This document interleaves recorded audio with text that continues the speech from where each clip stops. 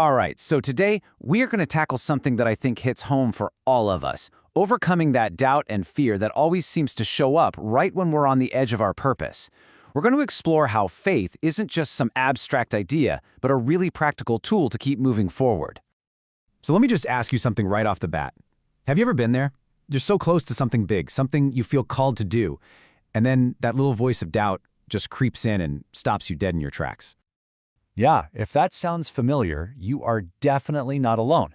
But here's the thing. What if I told you that that feeling isn't a red flag telling you to quit? What if it's actually a totally normal, even crucial part of the journey itself?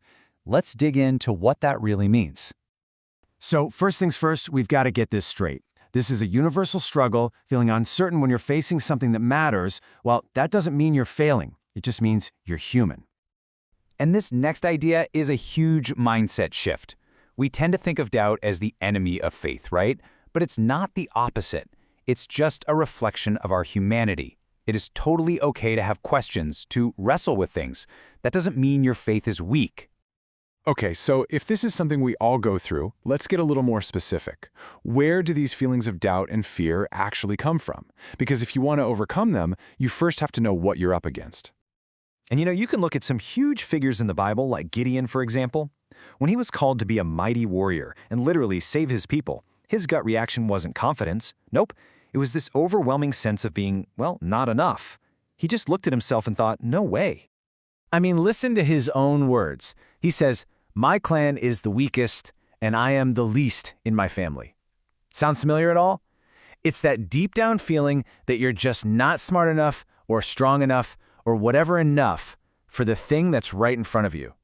So Gideon's experience really points to three super common sources for these feelings. One, our past failures. They make us afraid to even try again.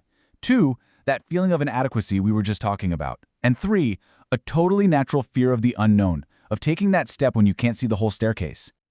And it's really important to see how doubt and fear work together, like this tag team. Doubt is that little seed, that quiet internal question. Can I really do this? But fear is what grows from that seed. It's that paralyzing force that screams, "Don't you even dare try." So how in the world do we fight that paralysis? Well, the story of David and Goliath gives us an amazing strategy. While an entire army was just frozen in fear, David's confidence came from looking backward.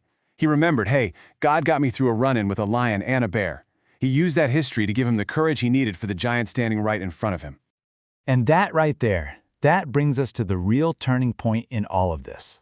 It's all about using faith to actively shift your focus, to take your eyes off the storm and put them on the solution. Now let's be super clear on what we mean by faith here. Faith is not pretending your challenges aren't real. It's not ignoring them. It's about choosing to trust God right in the middle of it all, especially when the wind is howling and the waves are crashing. And honestly, there is no better, more perfect illustration of this than the story of Peter walking on water. It is such a powerful metaphor for how what we focus on directly impacts our ability to do the impossible. Think about it. For a moment, Peter is literally doing the impossible. He is walking on water. But the second he takes his eyes off Jesus and looks at the storm around him, he starts to sink. And Jesus' question, "Why did you doubt?" just cuts right to the heart of it. The doubt rushed in the moment his focus shifted. And that's the key takeaway. It's so simple, but so profound. Where you fix your focus determines your reality. If you focus on the storm, your fears, your weaknesses, all the things that could go wrong, you're going to sink. But if you focus on your source of strength, you'll keep walking on water. Okay, so theory is great, right? But how do we actually do this when we're feeling stuck? Let's get super practical and break down a 5-step action plan you can start using today. All right, let's just quickly walk through these. First, anchor yourself in promises. Find Bible verses that speak right to your fears and hold on to them. Second, take small steps. You don't have to conquer the whole mountain at once. Just take the next right step. Third, find your people. Get a community around you that builds you up. Fourth, do what David did. Reflect on how God has been faithful before. And last but not least, pray. Specifically ask for the courage you need to move. Okay, as we start to wrap this up, I want to leave you with one last really powerful truth about your calling. This is especially for those times when you feel like the least qualified person in the room. This right here, this quote just sums up the entire message, doesn't it? It's not about you being perfect or having it all together before you start. The whole idea is that God doesn't go looking for people who are already qualified. He chooses people, and then he equips them for the calling. That feeling of inadequacy you have, it doesn't disqualify you.